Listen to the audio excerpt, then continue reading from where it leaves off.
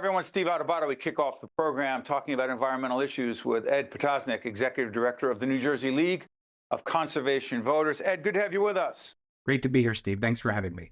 We should disclose that we're taping on April 22nd. What's that day, Ed? That's Earth Day. Happy Earth Day, everyone. Happy Earth Day. The New Jersey League of Conservation Voters is going to become what? What's the acronym? New Jersey LCV. New Jersey LCV. But important work to be done. Hey, 2025, New Jersey and the nation, where are we environmentally? Well, it's a real tough time at the federal level, but luckily states can do more. And under Governor Murphy's leadership and the legislature, as well as great local leaders at the county and local level, Republicans and Democrats, they're doing their best to protect our open spaces in the most densely populated state, our safe, our drinking water, so we can have reliable, clean drinking water for our businesses and our homes, and also our air to get pollution out of it. We've got more toxic Superfund sites in New Jersey, and we've got to, clean those up and make sure that legacy of pollution is reduced for our children and grandchildren. And I think in our state, we've got a lot of opportunity. Yeah, so let's connect environment to energy. So when the president and others in the administration and others around the country use the expression drill, baby, drill, they're talking fracking. Without getting into the science and the technology of it, that you'd have to be a scientist or someone who understands environmental issues really well. What the heck is fracking, and should we be drilling more to find more energy? Well, first, we shouldn't be drilling more to find more energy because it's more expensive. Right now, clean energy is the cheapest energy. It's the fastest to get online. It's also healthier, and it helps reduce asthma, cancer, and heart disease, because fracking is injecting liquids into the earth to get the gases to bubble up, or oil. And they put unknown chemicals in there, and it enters into our environment. And that's why in New Jersey, our 21 counties, we see some of the worst air pollution in the country. All of them are getting barely passing or failing grades on the American Lung Association health card, scorecard. So I think we could do better. Pennsylvania is a big fracking state. We get their air, blows right over our state. We've got to move away from that to clean energy, which will protect our health. Yeah, but Ed, on the other side of that, the governor talks about 100% clean energy over X number of years. What's the goal again in the Energy Master Plan in New Jersey? Yeah, 100% clean energy by 2035. Okay, so does that have to be readjusted? Again, there'll be a new governor in January 2026, but the president says, others say in the administration, hey, listen, this wind energy thing, forget it. We're not going to provide any federal money. New Jersey has had a terrible track record by any reasonable standard when it comes to wind, if you will. If wind is dead, wind energy, you tell me what those alternative cleaner energy sources are, Ed. Yeah, well, right now, solar is the cheapest form of energy. And right behind it, onshore wind is the second cheapest form of energy. People should know, right now, the oil and gas industry is receiving $22 billion a year in America in subsidies. And so while they're looking to cut funding at the federal level, they haven't touched that subsidy. They're making record profits and producing more expensive energy. In New Jersey, on June 1st, folks are going to see a big increase in their electricity bill. And that's because the fossil fuel, oil and gas and coal paradigm that's making our current energy is actually more expensive, and it's shooting up through the roof. And there's one more little statistic I want to throw in there by NRDC, which is if in NRDC, you got to watch the acronyms, Ed. Yes. NRDC is? Yeah, the Natural Resources Defense Council. And they looked at the last auction for our energy prices. And if 30% of the clean energy projects waiting to be hooked up were connected, our rates in June that are going up about 20% across the state would be 63% cheaper. And that's real money in people's pockets. So it actually saves money to have solar and other clean energy technologies. Okay. Talk about water. What is the condition of New Jersey's drinking water right now? And what standard or metric are you using to determine that condition?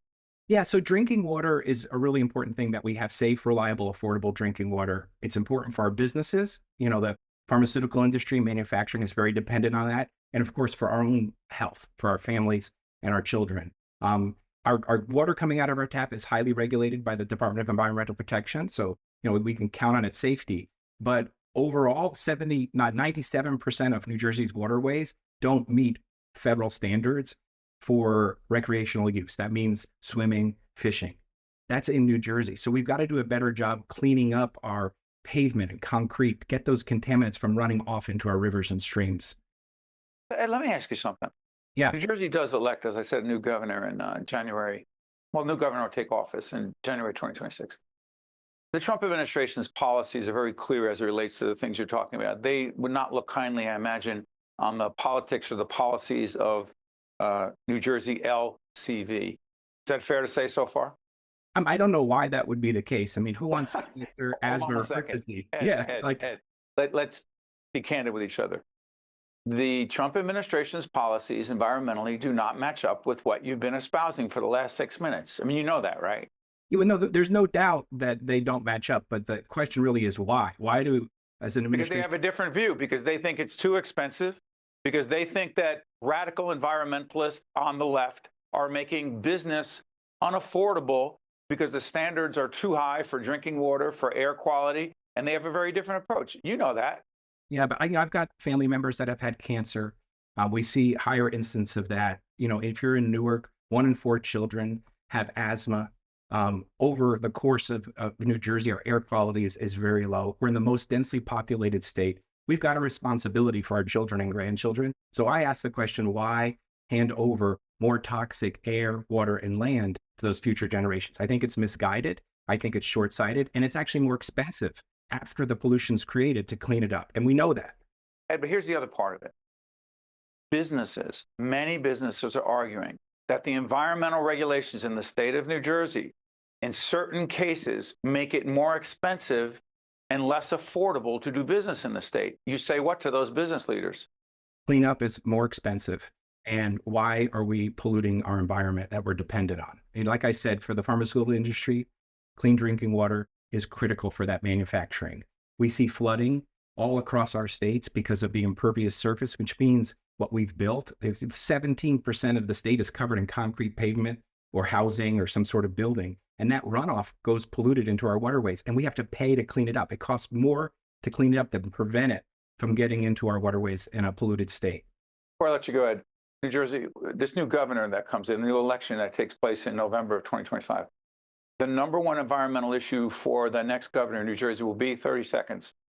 Responsible for ensuring and implementing, savings for families, that is clean energy, protecting our health by cleaning up our water and safeguarding our clean drinking water supply, and preserving land, forests, farms, open spaces, and parks in the most densely populated state. And of course, with the semi-quincentennial coming up, celebrating our historic roots in the revolutionary period and beyond. Nothing easy about that. Important stuff. Ed Potosnak, Executive Director of New Jersey LCV. This is Earth Day. Every day should be Earth Day. That's right. Hey, thank you, Ed. Appreciate you joining us. Thanks for having me. Have a great day. You got it. Stay with us. We'll be right back. Think Tank with Steve Adubato is a production of the Caucus Educational Corporation. Funding has been provided by New Jersey's Clean Energy Program, Wells Fargo, Hackensack Meridian Health, NJM Insurance Group, PSEG Foundation, the Port Authority of New York and New Jersey, Delta Dental of New Jersey, the Fidelco Group, and by Newark Board of Education. Promotional support provided by bestofnj.com and by nj.com. Hey kids, PBS Kids and Delta Dental want you to have a healthy smile. So here are some tips for you to remember. Number 1, eat plenty of crunchy fruits and vegetables. Number 2, brush your teeth after eating sugary snacks or drinking sodas. And number 3, drink lots of water to wash away food particles. When your teeth are happy, all of you is happy. From PBS Kids and Delta Dental, have a healthy smile.